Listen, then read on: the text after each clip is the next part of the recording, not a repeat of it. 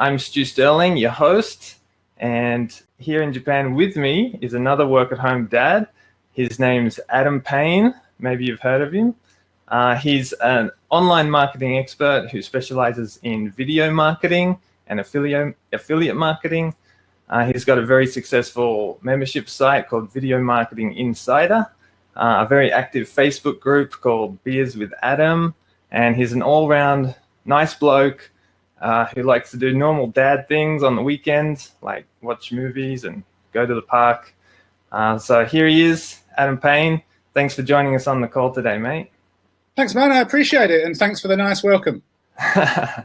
Yeah, me and Adam go back a few years.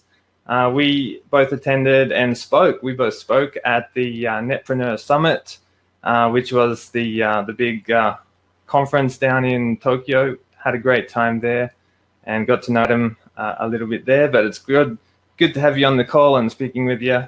And today I really want to grill you on, how you cope with being a work-at-home dad, how you've been able to grow your YouTube channel. You've got 4,000K subscribers. 4,000K, that's a lot. 4K. I'll take it. Yeah, you've got 4K subscribers on your YouTube channel. Even though you're not really a YouTuber, you've got a successful membership site that pays you monthly recurring income, and you're a very looked up to person in the online marketing world. So I want to grill you and get some secrets out of you that fellow work-at-home dads can take and apply to their business. That's so yeah, let's get stuck into it. So you're a work-at-home dad. You've got some young kids, yeah? Yeah, got 2 girls. 5 and How 9. old are they? Emma's 5 and Emily's 9. So they're it's like a full-time job in itself. Yeah, exactly.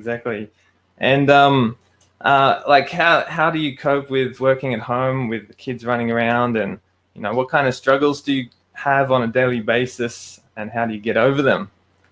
It's not too bad, to be honest, because like 9-year-old, obviously she goes to school, elementary school here in Japan, and the 5-year-old goes to kindergarten. So pretty much I have to get up when they get up. So we're all up about 6, and once we've got breakfast done and kids are ready for school, my oldest goes off at about 7:45 in the morning, and the other one, sometimes I'll take her, sometimes my wife will take her. We'll drive up to kindergarten about 8:15, and then once they're gone, it's a lot easier and a lot smoother. Sometimes my wife's out. She works. She wanted to work after the kids got a little bit older to kind of get herself back into society. Yeah. Sometimes I've got the house to myself, which is nice. Sometimes my wife's not working, so I'll just go into a little kind of workroom or studio room that I've got. Depends on the day. It's not too hard, really. It's just a nice, peaceful, relaxed thing, and you can do stuff when you want to do it, and you're not kind of confined to somebody else's rules. So it's pretty chilled out. Oh, that's good. Yeah. Yeah, I wish every day was perfect for me, but unfortunately you get those days where things just don't go your way, and kids stuff and wife stuff gets in the way. But hey, one thing I've found is my wife kind of, because I'm at home, sometimes she's still not got her head around the fact that I'm actually working because I'm at home. So sometimes she'll go off and give me a list of things to do before she gets home, and I've got to do all these kind of housework things before she gets home. And that's probably the biggest, it's not stress, but that's the biggest thing that kind of interrupts what I've got to do. Yeah, I know the feeling. And occasionally my wife, she forgets that I'm actually working when I'm at home. She thinks I'm out drifting or something, or hanging out at the shopping center or something. But nah, because she's off working as well, because she's helping her family's business as well. So I'm at home, she's out working at a different place. So yeah, can get a bit can have a few misunderstandings there. Yeah. But okay, I got questions here. I'll just go through them. So how did you end up in Japan, and how did you get started with online marketing? Man, that's a long story. I'll try and condense it. I came to Japan in January 2000. I've been backpacking for maybe a year and a half around the world. I was in Australia doing a working holiday and ended up going back home to England. And after a few months in England, I had a culture shock of coming back home. And I thought, I just want to leave England again and just go off traveling. But this time, rather than be a backpacker, I figured I'd like to have a little bit more money.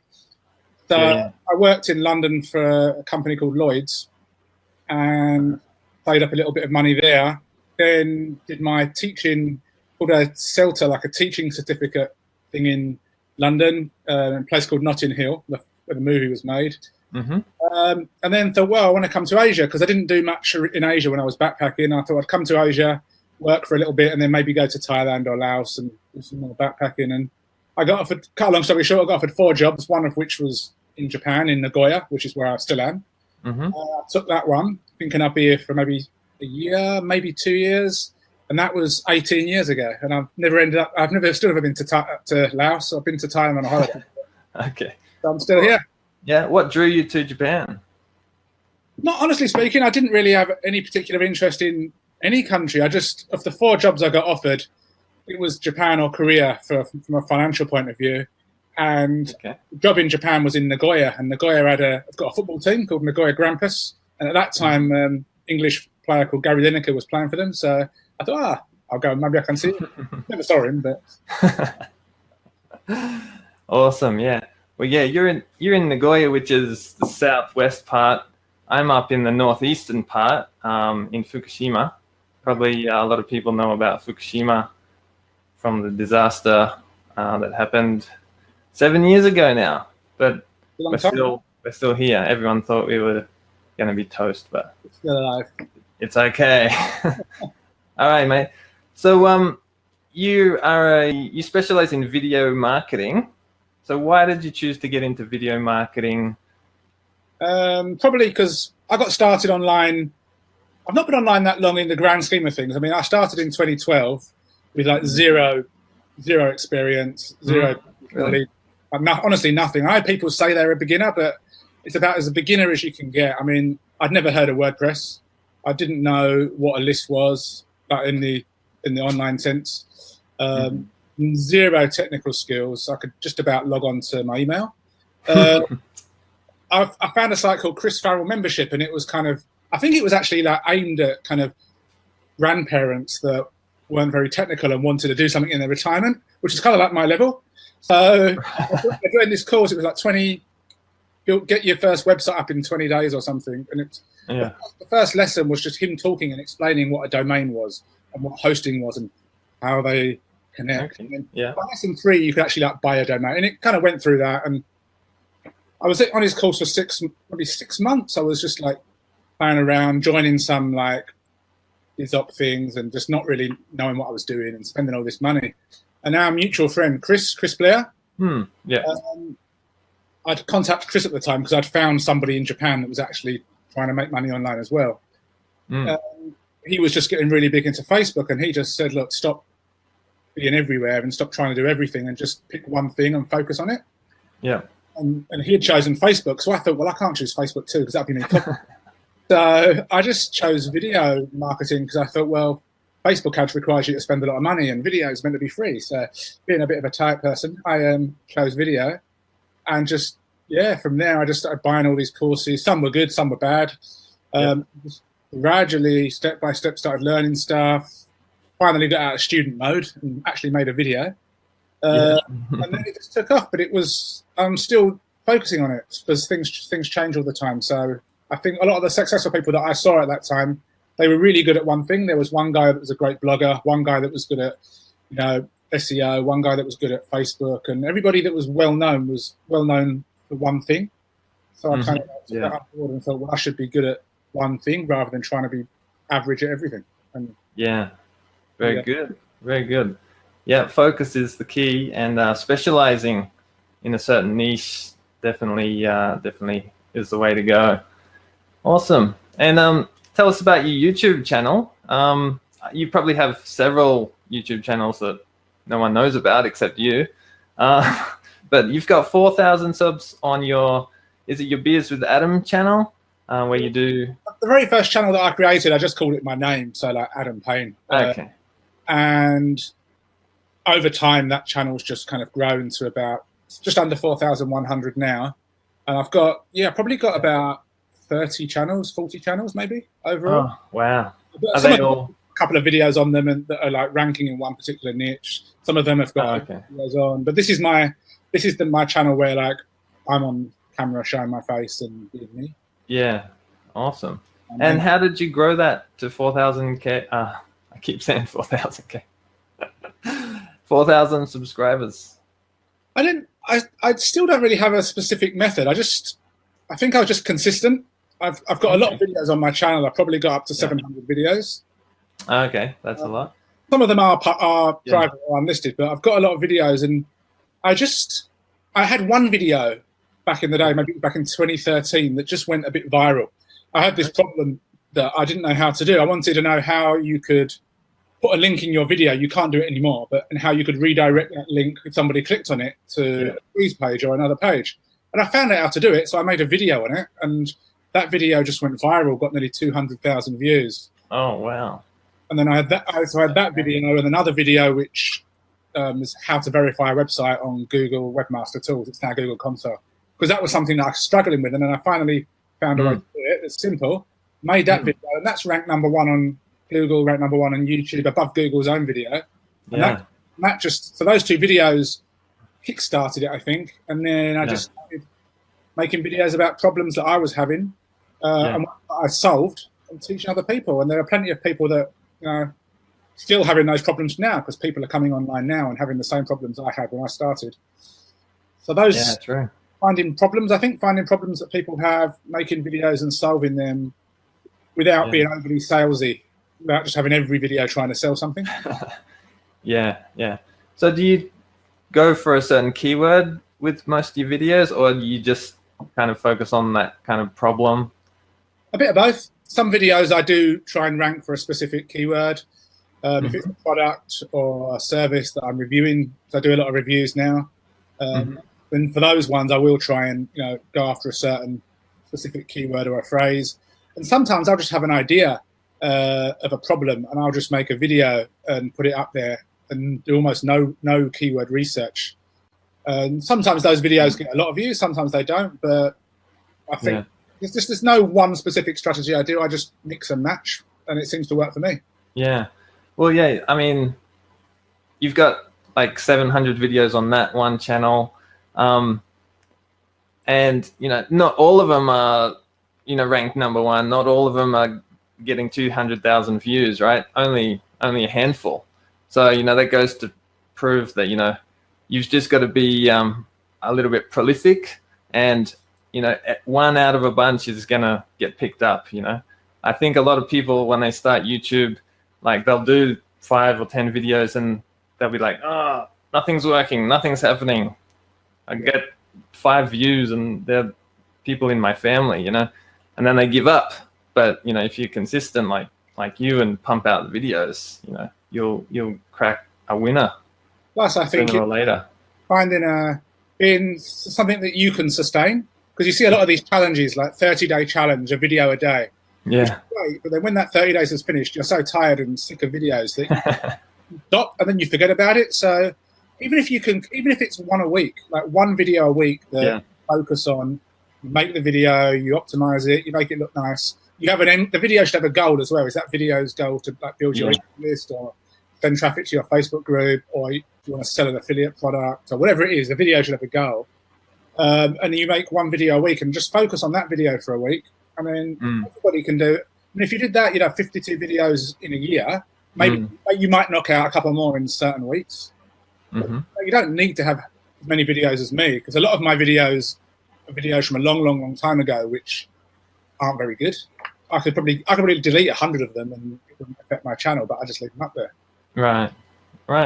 So do you have like a strict schedule for creating videos? Like, do you aim for one a day, or what's your system there? I don't really have a specific schedule per se. I think if you're a YouTuber, you should, because you're building a massive audience and your subscribers want to see your content. So if you want to be a YouTuber, then I think you need to maybe commit to uploading, say, like a video on a Tuesday at 6 o'clock and a video on a Friday at 6 o'clock and stick to it. Like a TV show. If your favorite TV show suddenly switches to a random date and time, you miss it. If you're a marketer, not a YouTuber, it doesn't matter so much. It's more just committing to one a week, say, or 2 a week. Yeah.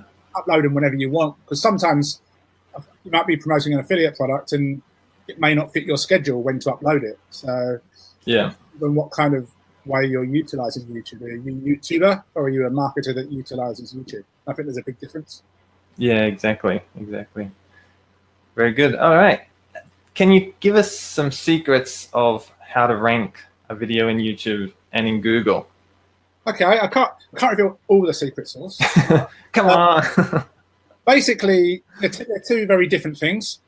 If you want to rank a video on YouTube, you don't need any backlinks, zero backlinks, zero embeds. You do not need to spend money on Fiverr or SEO clerks or any of that stuff. What YouTube wants your videos basically to have better performance than your rivals. So let's say you and me both made a video, and it was both videos were about 5 minutes long, and we were trying to rank for the keyword best cup of coffee. And both our videos are similar quality. So we both have to optimize our video on page so that YouTube knows what our video is about. So there are certain places you need to put your phrase, like in your title, in your description, first line, your first tag.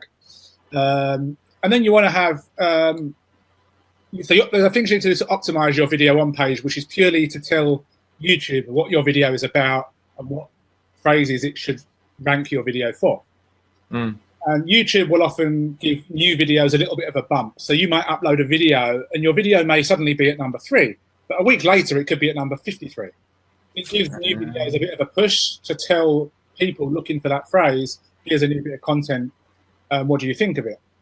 So in order for people to, of course the video's got to be good, but people have got to see the video to know it's good. So you need to have an intriguing title. So it wouldn't just be best cup of coffee, that's it. It might be best cup of coffee, hyphen or bar, 2 things you never knew, or you won't believe this. Something that's intriguing, so I won't believe what. So that gets the click. And also your thumbnail needs to stand out, your image, because that's what people. So you need to spend time to craft or outsource the creation of a good quality thumbnail. And if you have a good thumbnail, a good title, and your video doesn't have to be the best video online, but it's not, as long as it's not totally rubbish. If you've got those 2 things, people will click your video because your thumbnail stands out and your title's more intriguing, which means you'll get more click-throughs to your video than the other person. And that's what YouTube wants. It wants more people to click.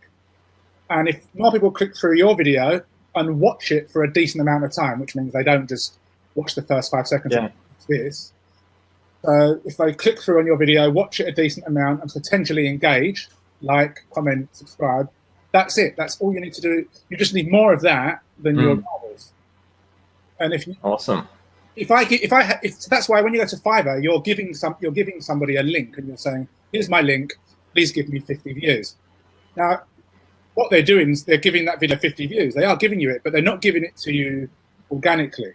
They're just suddenly 50 views appear on your video through some bot or something. But YouTube's not stupid. They know that people are actually logging into YouTube or Google, going to YouTube, typing in a phrase, scrolling down, manually clicking on your video, and then liking it. That's what they want. If you can get more of that than your competitors, you will be able to outrank them. When the algorithm updates, it will boost your video up. There are ways of manipulating it so that YouTube doesn't know what you're doing, but you can't manipulate it through Fiverr or YouTube or SEO clerks. So it doesn't matter whether you have 500,000 subscribers or no subscribers. If you know what you're doing, you can outrank massive channels. I've got videos that are outranking authority channels. My channel's new. My video's not that great compared to their Hollywood-style production. They've got 1 million subs. I've got 10 on my niche channel. But my video's ranked above them because I know how to give YouTube what it wants. Awesome. What about for Google? Google's a little bit different. Google, you want to focus on getting things like good quality backlinks, good quality embeds. YouTube ads can sometimes help they don't help for YouTube, funnily enough, but they can sometimes boost your rankings in Google. Google does take more work, more time. That's when there are certain kind of gigs, not the average one you'll find on Fiverr, but there are certain gigs which can boost your video in Google. But it's a little bit YouTube. If you know what you're doing, you can rank day in, day out for almost anything. With Google's a bit more work and a bit more time consuming and a bit more link building and embedding, but it can be done. It sounds like more of the traditional SEO works the same for a YouTube video, like backlinks. Yeah. But you can still if you get like good click-through rate, that can still help you rank on Google as well. It's just harder. It is a bit harder on Google. Okay, awesome. Thanks, man. So you have that membership site called videomarketinginsider.com. Tell us about that. Yeah, a part of me got a little bit tired of all these products that keep coming out about videos and YouTubes and softwares, and 99% of them are just if they're softwares, they don't work, and if they're trainings, they're just based on what the person that's created them thinks, but most of it doesn't work. It's just rubbish, basically. So I wanted to create a place where people didn't have to continually buy the latest, $10 training or $20 training, and just have almost like an encyclopedia of video marketing softwares, trainings, stock videos, PDFs, got community, and just everything. And I always update it. So if things update with YouTube or Google, I add content, and it's awesome. It's more of an encyclopedia, I guess, than one method or one. Right. It's like a one-stop shop.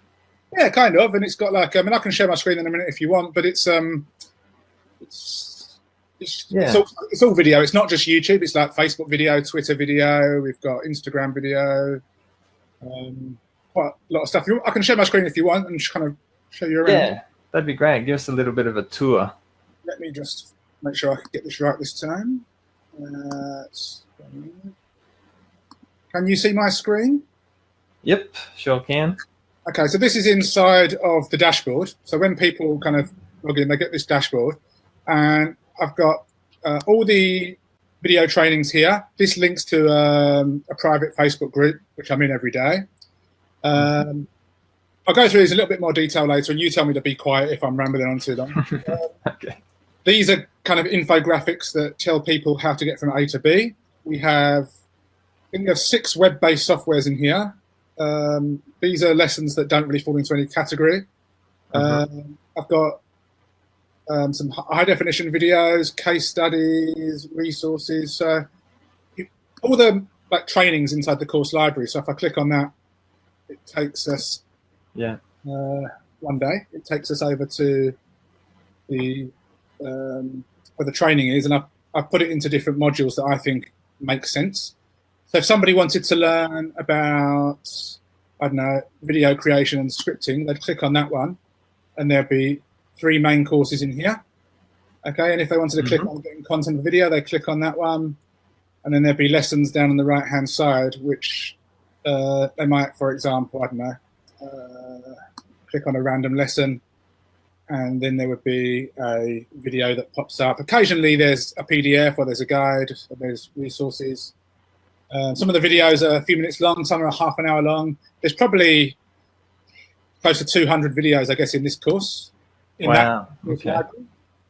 And that's just the course library. You've got all the other stuff as well. Yeah, this is one thing I like, because this really helps people, the roadmaps.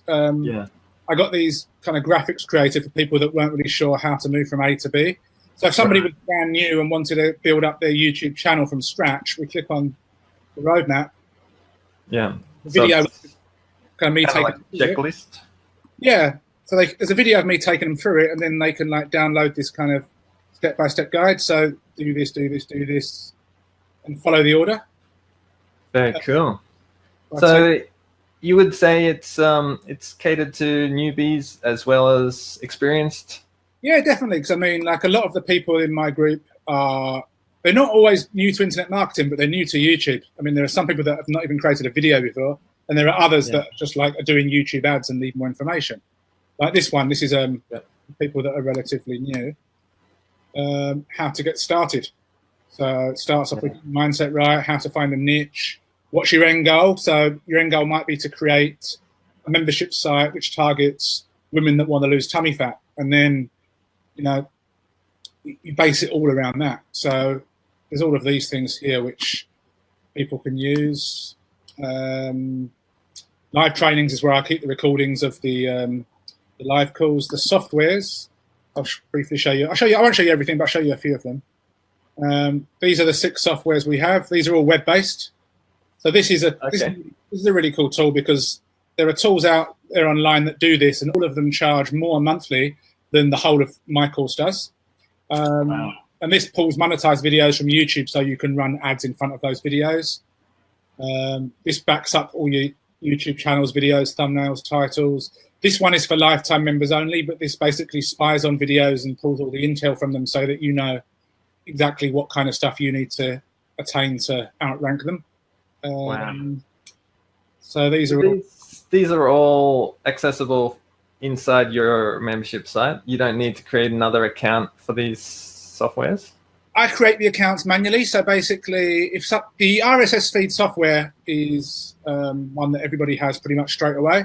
But all of these, I tell people, shoot a ticket off the support with the softwares that you want, and then I'll just create them a username and a password, and back to them within about 24 hours. Wow, that's cool, man. Only this one's not available to everybody. This is only to people that buy their lifetime membership. Okay. Everything else is available. This is awesome. These high definition videos.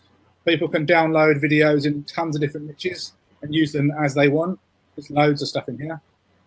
And if people find that their niche is not in there and they want something, like one guy asked me, do you have any relaxation videos? So I got 4 stock videos for him, put them in a zip file, and he can download these, do what he wants with them. It's up to him. So tons of... Awesome. These are all high definition. I saw you've got cat videos in there. Got to have the cat videos. YouTube, you don't have cat. You can't have a YouTube thing without cats. A couple of things coming soon. Downloadable PDFs. Anybody that's a member can promote it as well. These short and sweet lessons. Sometimes I've got like how-to lessons that don't really fall into a category.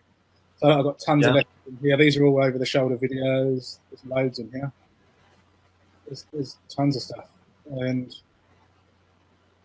that's unreal. It's always got a video connection. Sometimes it's not directly, like it's not everything is about YouTube or Facebook video. I do have an affiliate marketing section which goes into things like email marketing, finding products on CPA networks, how to build a relationship with your list. So all of these lessons here, this is a course that sells for $100 on itself. So I've given them that there, and how to write emails, because a big part of YouTube is getting traffic to build your list. When they're on your list, if you can't write emails or you don't know how to communicate, it's kind of pointless. That's true. Exactly. That's awesome, man. And how much does the course cost? Currently, the membership cost? Right now, there are 3 options: monthly, annual, or lifetime. So monthly is $40, annual is $400, so you get a few months off free, and lifetime is $1.5, and you get extra bonuses. Like I'll get on Skype one-on-one and speak to people, give them that software, and there are a few other courses inside of here that lifetime folks get. I've not run a special yet, so I don't really kind of, there's no scarcity, but it is what it is. I don't kind of do this fake scarcity stuff. So that's what it is right now. It may change in the future, probably will, but that's what it is. That's what it is now. Yeah. Sounds like a great resource, mate. Yes, mate. Awesome. Do you want me to share my screen, or? Yeah, let's go back to the normal view. Am I back now? Click on stop sharing. There we go. Beautiful. Am I back? Yep, you're back. You're back to normal. That's awesome. Well, Adam, I want to thank you for your time, mate, and thank you for all the insights and tips that you've given us. I'm sure all of us work-at-home dads can get something out of the tips you shared. Video, there's a huge potential and huge opportunity with video. Adam's your man to go and learn about video marketing. So please go and check out Video Marketing Insider. through the link below. So thanks again, Adam. Thanks for joining us. Hope you have a killer day, and look after your kids and your wife, and don't get too hot down there in Nagoya. I'll try not to. Thanks, man. I appreciate it.